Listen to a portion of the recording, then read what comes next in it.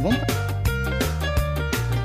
Estamos de volta com imagens aí da Praça Portugal, da Coluna da Hora aqui em Fortaleza, centro da nossa capital. Obrigado a você, lojista, obrigado a você também que está trabalhando no centro. Sempre coloca aqui na nossa TV União e acompanha a nossa programação, tá? Antes da gente falar com o nosso próximo convidado, a gente vai para uma dica rapidinho do nosso Saúde, Bem-Estar e Vida e daqui a pouco eu volto. Bom dia, Antônio, boa quinta-feira para você.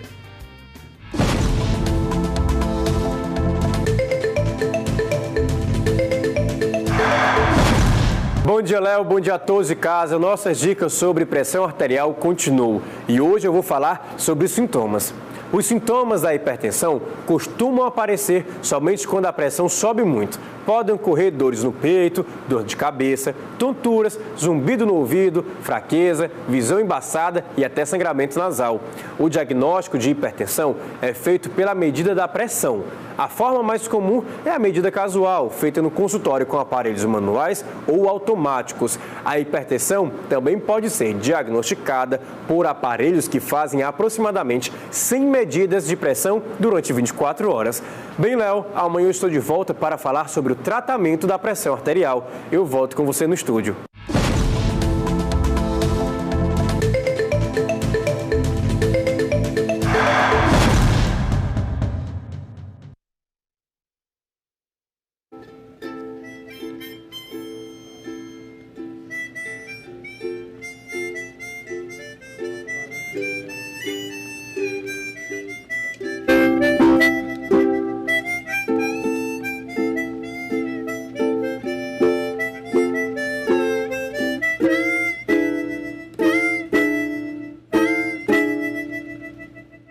Olha que coisa bonita. Olha que coisa bonita. Bom dia, Valmir. Bom dia. Tudo bem?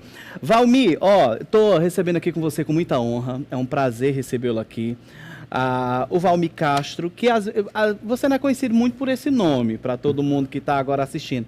Mas eu vou te pedir para que você dê só um acorde daquela música que você... Olha aí, presta atenção, acho que você vai reconhecer, ó. Arruma a mala aí, arruma a mala aí, arruma a mala aí. Ahora, raiz é brava. Arruma reuma, vamos reuma, que vamos é de rural. Acho que agora você de casa lembrou um pouco mais, né? O mais conhecido artisticamente como Nel Pinel. O Valmir Castro, para quem não sabe, além de ser esse artista, que é água, meu querido. Você está em casa, pode ficar à vontade aí. Só para você saber um pouco mais, porque às vezes a gente é tão fã do artista, mas a gente às vezes não conhece tão a fundo a vida dele, né? O Valmir, claro, é cearense, é engenheiro pós-graduado em neurociência clínica, é empresário, é pesquisador, é palestrante, músico, cantor, compositor e agora escritor. Porque é o seguinte, a gente tava com saudade de você, rapaz. Você vai lançar esse livro na terça-feira, dia 3 de maio, né? Que daqui a pouco você vai falar um pouco, que é bem diferente a característica aqui desse livro, né? E, rapaz, o que é que você tá fazendo que você tá tão bonitão? Diz pra mim. É verdade. Aí o seguinte, aí depois você vira aqui o livro, é assim, ó. Você quer que eu comece primeiro aqui com essa parte ou com a parte azul? Na realidade, pode começar do fim, do começo. Vamos começar com esse daqui, ó. Eu costumo ler o livro de trás para frente. Eu leio a orelha de trás. Eu olho o fim para ver se eu vou querer ver o começo. Manual do proprietário, otimização do comportamento, ó. A vida de um ex-perdido e as respostas mais procuradas. O que foi que chegou até você para escrever esse livro aqui? Rapaz, é o seguinte, eu tive uma vida meio pela vontade própria, com um relacionamento muito superficial com Deus, entendeu? E aos meus 51 anos de idade, eu me vi deitado numa sarjeta com a polícia olhando meu carro de porta aberta. Eu não sei se eu tive uma overdose ou se... não sei o que é que aconteceu comigo. Eu sei que minha mãe estava muito arrumada, com minha irmã que mora em Portugal, estava nos visitando aqui, e batendo assim no meu rosto, me acordando. E quando eu me vi naquela situação, eu me senti na necessidade de dar uma modificada na minha vida. E foi necessário que eu fosse internado numa clínica para recuperação da minha dependência química. E nessa clínica eu comecei a ser chamado de adicto. E eu não sabia o que significava a palavra adicto, não sabia o que significava adicção na realidade. E comecei a participar de grupos de autoajuda lá dentro, grupos de autoestima, e comecei a ver a necessidade de um autoconhecimento mais profundo, que eu não sabia nada de mim, e do cuidado de mim. E passei a me cuidar, e a me conhecer e a estudar. E quando eu vi que eu realmente estava à beira da curatela, à beira de não ter mais comando sobre a minha vida, eu endoidei realmente, eu me vi desesperado. E naquele momento eu decidi que eu ia colocar num livro todos os porquês e praquês de tanta insanidade durante tanto tempo, esperando resultados diferentes. Quanto tempo você ficou usando isso? 41 anos. 41 anos. 41 anos. Rapaz, mas eu vou lhe dizer de novo, você tá bonitão. Você tá com que idade hoje? Eu tô com 59. 59. Ele tá bonitão. E quanto tempo você passou, Valmir, lá nessa clínica, para que você, como você disse, você não se autoconhecia, e aí você disse assim, eu não sabia nem o que era adicto, né? O que a gente já explicou aqui uma vez, fizemos um programa especial, inclusive, todo sobre a questão do alcoolismo. Isso. Quanto tempo você passou nesse tratamento lá?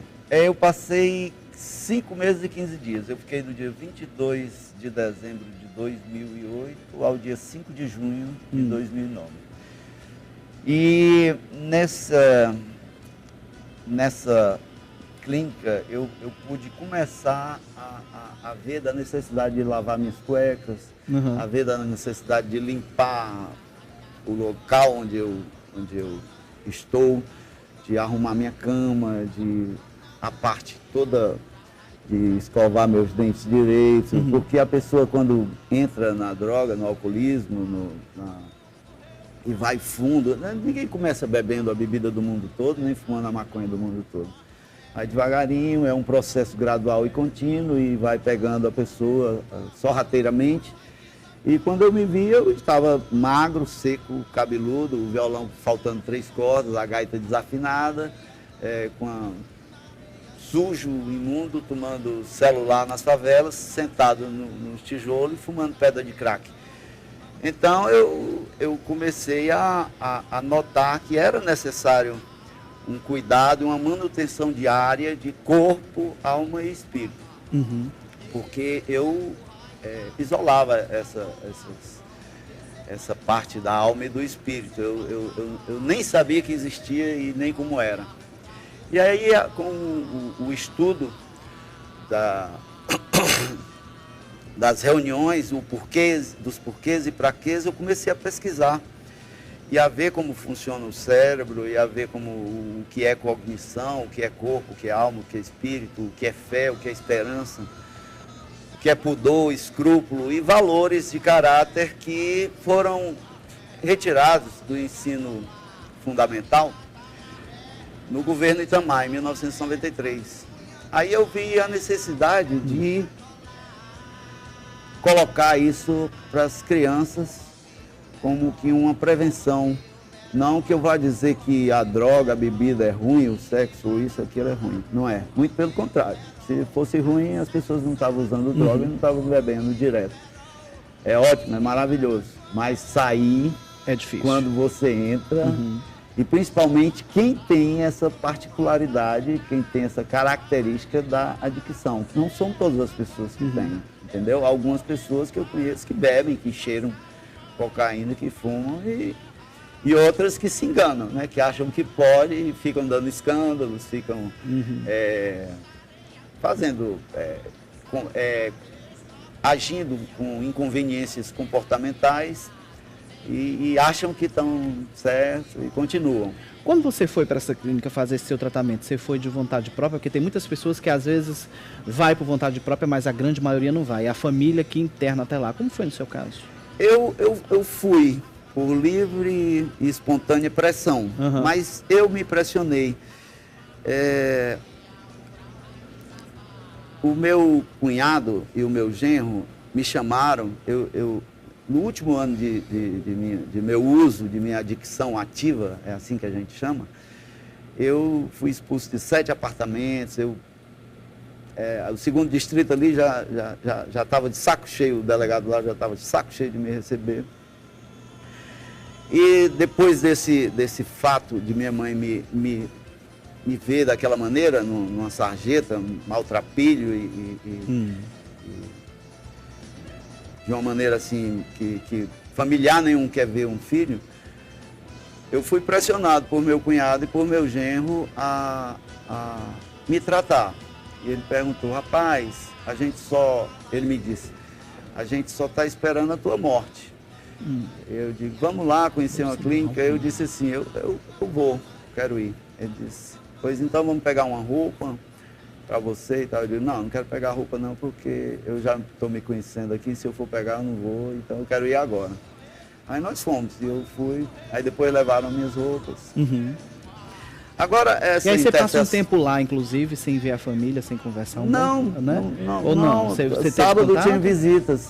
Mas foi assim que você chegou ou foi depois de 45 dias? Assim, não, na época, há 7 anos, alguns meses e alguns dias atrás, a internação na clínica que eu fiquei eram 2 meses. Eu lá dentro passou para 4 meses e eu lá dentro passou para 6 meses. Como tudo era em função de mim mesmo, é uma pessoa altamente compulsiva, obsessiva e egocêntrica, eu achava que aquilo estava sendo feito por minha causa, que eles queriam me internar, queriam me deixar doido, queriam me deixar lá dentro. Mas depois, aos poucos, eu fui amansando, fui tendo uma visão melhor das besteiras que eu fiz, fui reconhecendo minha prepotência, minha arrogância, fui me conhecendo espiritualmente, tive despertares espirituais, né? Vi que eu realmente não sou só corpo, que eu sou um ser espiritual, que habita um corpo que é animado, que é o templo de Deus em mim. Comecei a perceber o que era a fé, o que era a esperança e comecei a notar que é necessário ser internado ou voluntário ou involuntariamente. E no meu caso eu precisei, para estar onde eu estou, bem como eu estou, todo ano eu faço todos os exames e pressão e tudo beleza, eu pratico Aikido, estou com esse ukulele agora, eu pratico fisioterapia cerebral, eu gosto de estudar longevidade. Como você falou aí, eu passei a ter a necessidade de falar sobre isso e de ter credencial para falar sobre isso. Como é que o engenheiro civil vai falar sobre adicção ou dependência química? Isso ficou colocado para a área de saúde, só que na área de saúde, nas faculdades de psicologia e psiquiatria, ainda não existe especificamente as cadeiras, as disciplinas de adicção ou de dependência química. Então eu comecei a estudar por minha conta neurociência clínica e entrei numa pós-graduação na Faculdade de Brasília e estou fazendo neurociência clínica. Mas antes foi uma longa jornada, eu tive que procurar a doutora Socorro França, a quem eu devo muito desse livro aí, porque ela de imediato me colocou para trabalhar com ela no Centro de Referência sobre Drogas. Daí na mudança do governo Cid para Camilo, foi implantada no lugar da Secretaria de Grandes Eventos, a Secretaria de Políticas sobre Drogas, e a doutora Miriam Sobreira, a quem eu tenho muito respeito e agradecimento também, me preservou no quadro de funcionários da Secretaria de Polícia sobre Drogas. E até então eu tinha uma credencial para falar disso, porque eu era um funcionário, técnico da Secretaria de Polícia sobre Drogas. Mas aí eu tive, por necessidades particulares de saúde, de família, eu tive que me retirar e vi a necessidade de entrar nessa pós-graduação de neurociência clínica para continuar tendo credencial para falar de comportamento. Quanto tempo você passou para escrever, para colocar todas as suas experiências? No total, você juntou... 7 anos. Durante quando se entra penso eu que em todas as clínicas, mas especificamente no IVV, a quem eu quero mandar meu abraço também, que é um dos prefaciadores. Nós já trouxemos aqui, é excelente. Dr. Osmar Diógenes. Osmar, um abraço.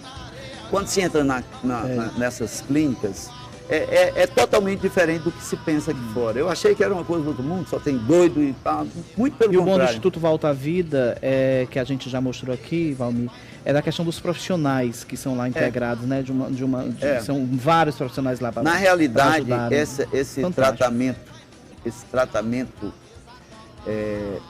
biopsicossocioespiritual é feito pelas próprias pessoas. Através das rodas de conversas, através da empatia e da identificação, você no outro vê o seu problema. Tanto é que no começo eu chegava lá e digo, esse fila dessa, fila daquela, tá falando da minha vida. Como é que contaram para ele, o que é que houve e tal? Que nada. Lá eles dizem, o circo é o mesmo, só muda o palhaço, tá entendendo? Então eu coloquei aí manual do próprio otário. Pois é, cara. Porque eu passei 41 anos da minha vida sendo otário, achando que era o cara. Pois é, aí é o seguinte, você teve uma sacada legal nesse seu livro, conversando com a minha diretora, a Musa Guedes, ela falou, Léo, olha, é tão interessante, porque tá aqui a gente mostrando pra você, porque ela diz o seguinte, esse seu livro, quando chega uma parte, você tem que virar ele, que é justamente a sua virada. Por que você essa foi a sacada? Ó, é tanto que o livro tem 2 capas. Tem aqui, ó, manual do proprietário, 3. Aí, ó, você vira aqui, tu vira aí mesmo, ó. Aí tem esse todo de boa. Ó, tem essa parte. Você vira mesmo o livro, né? Ó, tá vendo? Ó, e aí você vira. Aí você pode... o seguinte, o livro azul é uma autobiografia do 0 aos 18. Não dava para colocar tudo até os 51 anos, senão ia ficar chato de ler. E vou colocar depois em outras edições. Então, o livro azul, o manual do próprio otário, é a fase da otarice, né? A fase do... Essa tua parte você ficou mais envolvido com isso, a né? parte da vontade própria, em que a pessoa faz aquilo que quer, da autossuficiência, da arrogância, da prepotência, do egocentrismo. A parte do meio, que é a otimização do comportamento, aí já fala do processo de choque, do medo, da curatela, da espiritualidade, da necessidade de se autoconhecer, se autoencontrar e de se autocuidar. E a terceira parte fala dos princípios, dos métodos e meios pelos quais o ser humano se conserva em recuperação, que é como se chama o adicto que está na busca direta, porque nesses grupos se falam que não tem cura, é uma doença incurável e fatal e tal. Só que eu procuro fundamentos, referências e responsabilidade técnica em tudo que eu vou falar, em tudo que eu vou escrever. E sempre eu vou para o verdadeiro manual, que para mim, no meu caso, é a Bíblia. Porque uma pessoa não procurar pelo menos ver qual seria a opinião de alguém que em 7 sermões, em apenas 3 anos de vida pública, dividiu a humanidade entre antes e depois dele, seria insanidade. Então a Bíblia nos ensina que confessai vossos pecados uns aos outros para serdes curados. E esse eu acho que é o princípio básico do esvaziar, né? O princípio básico do psicólogo, ele trata você, o psiquiatra bota você numa cadeira e a partir daquele momento em que você coloca a doença para fora e ouve o remédio, você passa a ter um alívio do peso, da carga. E inclusive você compôs uma parte aqui que eu acabei de mostrar, que é o Adicto, né? Tá aqui na página 74 do seu livro, ó, vou mostrar aqui de novo. Ó, só vou ler só essa estrofe aqui, porque eu quero perguntar tanta coisa pra você. O meu nome é Neopinel, mais um adicto em tratamento, tô limpo, só o pitel. Tá vendo, pessoal de casa? Mas necessito partilhar nesse momento. Dá pra você cantar um trechinho, você lembra? Mamãe, eu não cheiro mais maconha. Mamãe, eu deixei de fumar pó. Mamãe, eu descobri, sou um adicto.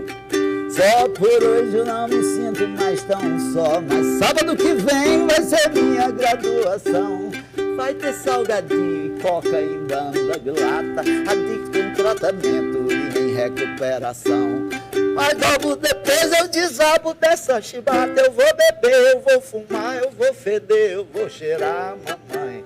Não reclame, deixe de papo furado. Eu vou beber, eu vou fumar, eu vou feder, eu vou cheirar, mamãe. Mas eu prometo que volto a ser internado. Na realidade, eu fiz isso lá dentro. Não é nem sugerido eu estar cantando isso na televisão.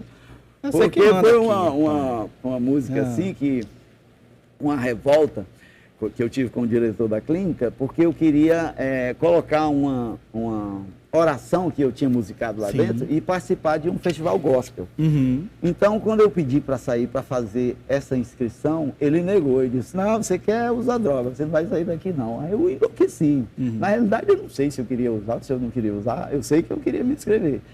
E quando ele me impediu, aí o meu egocentrismo, a minha prepotência, a arrogância aflorou, e tudo isso aflorou, e eu notei, e caiu a ficha, eu estou com uma raiva danada aqui, eu não... Por que eu estou assim? Inclusive você fala sobre raiva aqui, uma raiva, passada, obesidade, são adicções comportamentais. Aí assim, na parte azul, a gente está lendo aqui, e aí de repente, quando nós estamos aqui, aí você tem que virar o livro, porque começa aqui, ó, a hashtag tô de boa, e aí você tem que virar o livro. Tá de cabeça para baixo, né? A minha vida, nesse momento, aqui, virou de ponta cabeça. Terminou a página normal, né? Pois é, ó. Aí você começa a ver aqui que já é o fim, ó. Tem uma página que agradece, uma página em branco.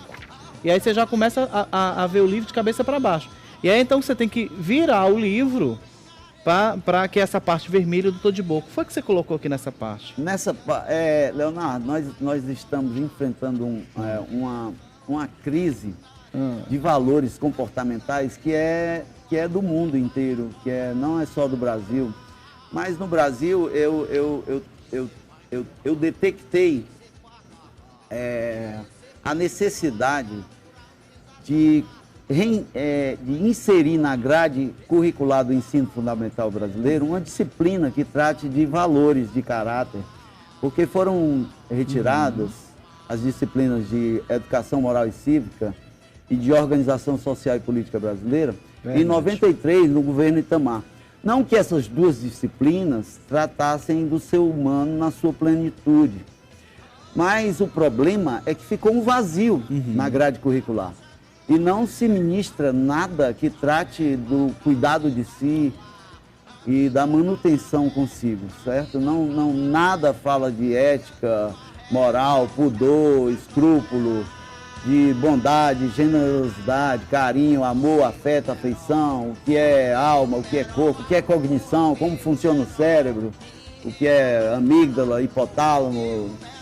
E eu resolvi colocar nessa parte vermelha todos os meios e artifícios pelos quais a pessoa entra num processo de cuidado e num processo de manutenção de si.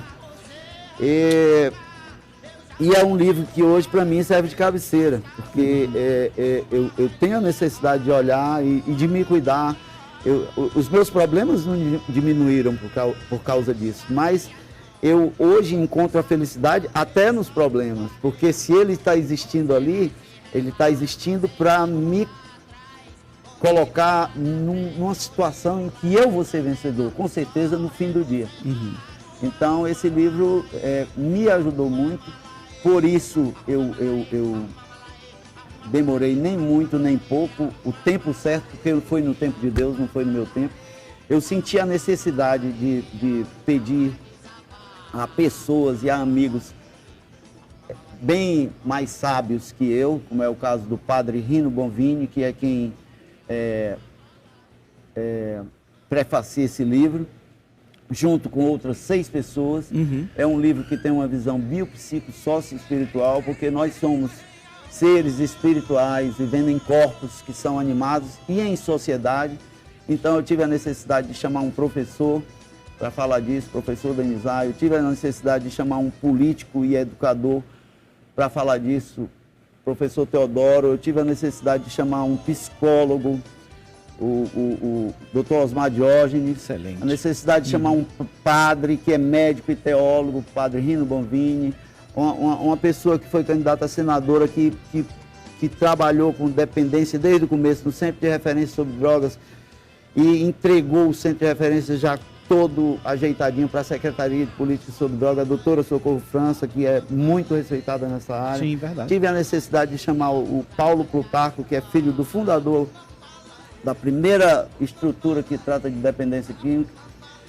E, enfim, eu não sei se eu estou esquecendo de alguém, mas sim, também tive a necessidade de chamar o coronel Edson Edalso, que trabalha com segurança, com repressão, e tem mais de 20 anos de experiência com dependência química, que é um cara que, através dele, eu segui os exemplos também do cuidado de procurar uma arte marcial não competitiva, quer dizer, uma coisa que se entrega a agressividade ao dono, certo? O Aikido, e dessa maneira, através desse livro, eu me coloco hoje como uma pessoa útil à sociedade, ao invés de estar até de madrugada bebendo cachaça, fumando crack, sabe? Eu não entrei para religião nenhuma, eu sou uma pessoa cristã, acredito em Jesus Cristo porque é a referência do tempo, foi a pessoa que com 7 sermõezinhos no sentido de apenas 7 sermões, em apenas 3 anos de vida pública, transformou toda a humanidade entre antes e depois dele. Então, meus referenciais, meus fundamentos, eu procuro na palavra dele também, mas não deixo de pesquisar de Deepak Chopra, que mistura física quântica com hinduísmo, a doutora Nete Guimarães, que através dela eu conheci o doutor Jeffrey Schwartz, que me colocou na neurociência clínica, na fisioterapia cerebral. Então, resumindo esse livro, eu gostaria muito de convidar as famílias e as pessoas de todas as classes, de todos, sem discriminação de nada, para na terça-feira comparecerem ao lançamento desse livro, que é muito importante para mim, porque foram muitos anos de adicção e muitos anos, 7 anos escrevendo.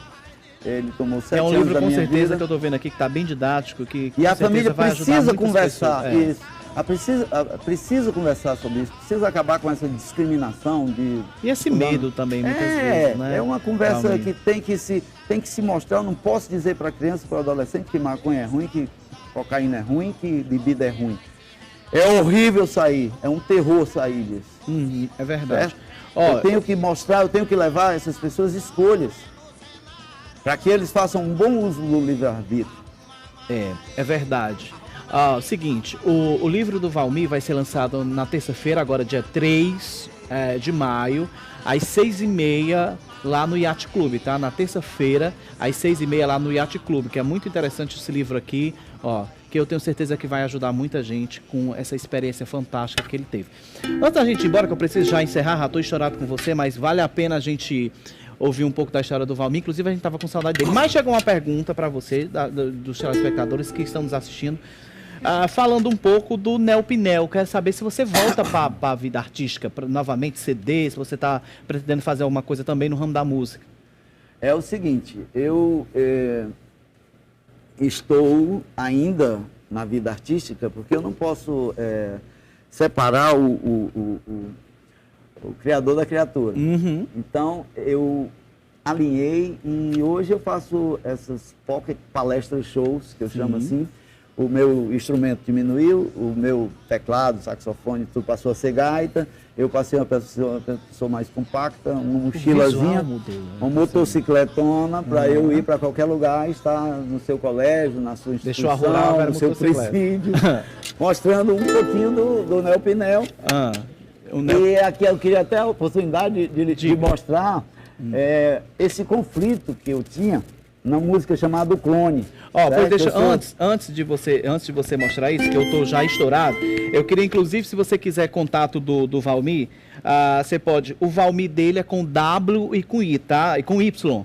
É valmircastro@hotmail.com. Valmir com W e Y. Facebook também. E o Facebook também, Valmir Castro. W, e Nelpinel, né? Também. E Nelpinel. Aí o contato, se você quiser para palestra sobre drogas, isso aí, 986156000. Bem facinho, 986156000. 98615 6000, tá? 98615 6.000. Ó, e o lançamento do livro, terça-feira, dia 3 de maio, às 6h30, no IAT. Olha, eu queria te dar os parabéns.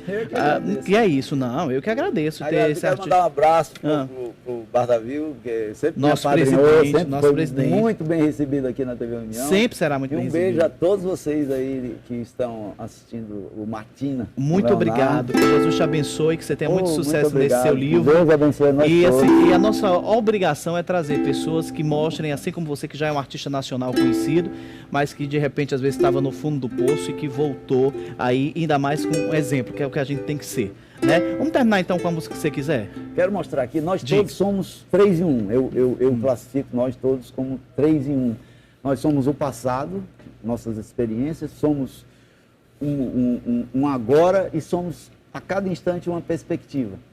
Então, nesse momento aqui, eu fiz uma música, nem sabia do que isso ia me levar, chamado Clone, em que é uma espécie de confusão comportamental. Diz assim: